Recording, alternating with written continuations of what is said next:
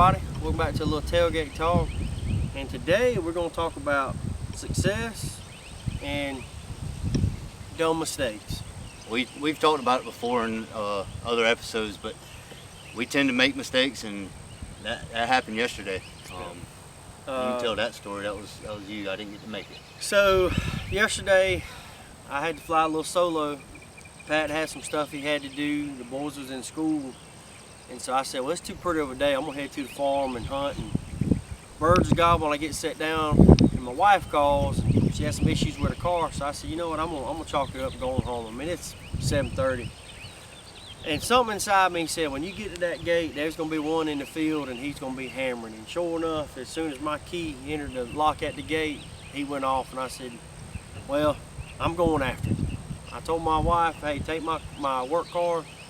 I'll worry about your car when I get home. And I get there and I get across the cornfield. We got this big cornfield, and on the edge of the cornfield's a clear cut. And I call when I hit the clear cut, and he answers me back, and he ain't but about 200 yards from me. And I kind of bob and weave and work my way down through the clear cut and find me a spot to hide. And I go to call, and he goes to cut me off.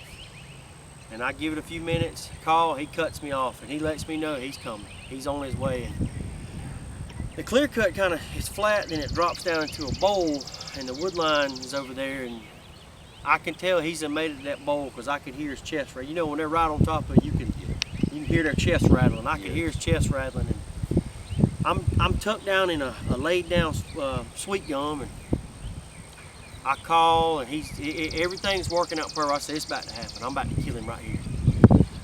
Well, it kind of gets a little quiet, and I see at the edge of the hill right there, before it drops down that bowl, there's a laid down pine. And I said, I'm gonna belly crawl to that pine.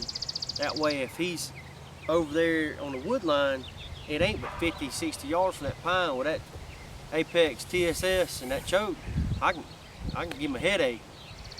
I get down and my big hind end, and I crawl over there, and I tuck up behind that pine tree, and I purr and cluck, nothing.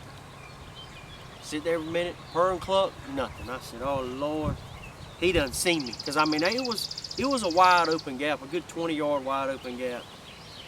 And granted, like I said, now there's a hill that has to come up to where I'm sitting, and in my mind, I got to go now. I shouldn't have come over here. I got to check on my wife's car. Well, I stand up, and when I stand up, old bad boy, he's coming up the hill. He ain't 20 yards from me. I don't have my gun shoulder. My gun's in my right hand. I'm holding the gun. We lock eyes. He whips around. When he whips to run, all I see is beard just waving in the air. Gone. Gone. I mean, and Roger Bates, this one's for you, baby. Patience kills turkeys. If I would have gave him one more minute, he'd have come over top of that hill and I could have killed him. And just, you know, and I was telling Pat, I called him, I put on a clinic yesterday call. That's the best calling I've ever done. Hands down the best. I mean, everything I did, it was just perfect. And just patience. I rushed it. I felt like I was time pressured. I wasn't. There was no time pressure. My wife was fine. She was off to work. Everything was fine. I put that pressure on myself. Got impatient. Got up when I should have just sit there. So, moral of the story: when you think you need to give up, give it 30 more minutes. Always give it 30 more minutes, and we're gonna mention it many more times with us too, because I'm the most impatient. He tries to bring me in, and then we both talk each other into moving and stuff, and we probably mess up more times than not. But always try to give it 30 more minutes when you think you're ready to give up. So let's talk about this success story right here. Yeah, this morning, you know, we unfortunately had to split up again. You went with a buddy from the neighborhood, and I was like, I'm gonna try our club up in Lincoln County and just see. Nobody's ever really turkey hunted it. We had some birds on camera during deer season, and you can't kill them at the house. So, you know, I was running late like usual. You text me. I called him, and he's like, I'm leaving the house. I said, ooh, he's late. Yeah.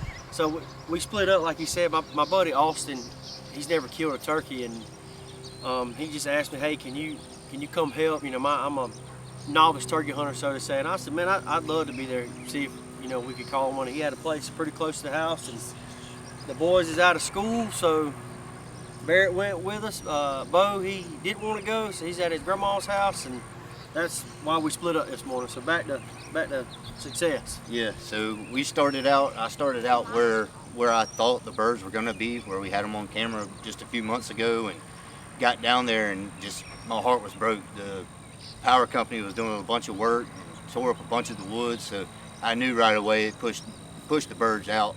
I went down there and hooted and did a little calling, and it was silent. Nothing was answering. So we have more land on the other side of the road, so I popped over there real quick.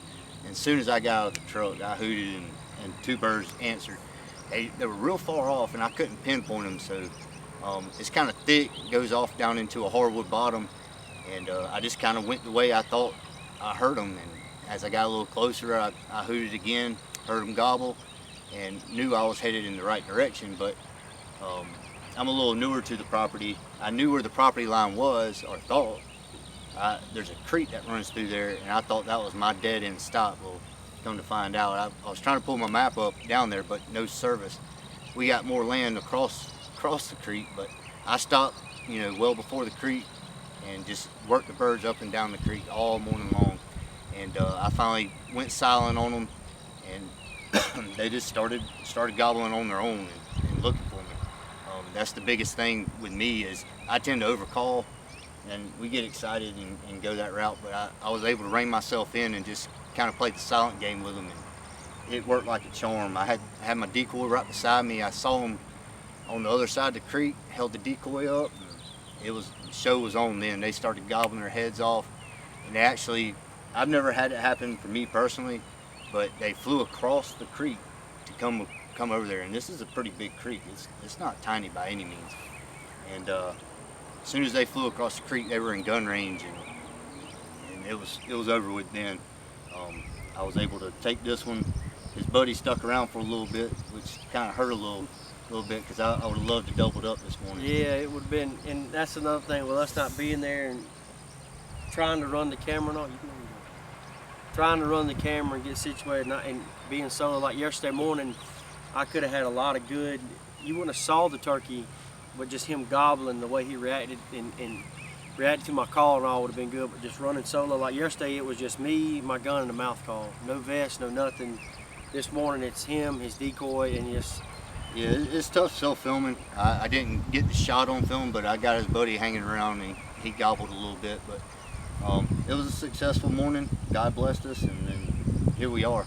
You know, just on the verge of Easter weekend here, and you know, going to celebrate Jesus' death and resurrection, and that's you know, it's just all wrapping together, and we can't thank God enough for giving us the opportunities that we are given, and the opportunity just to go out and enjoy everything that He's created for us. So.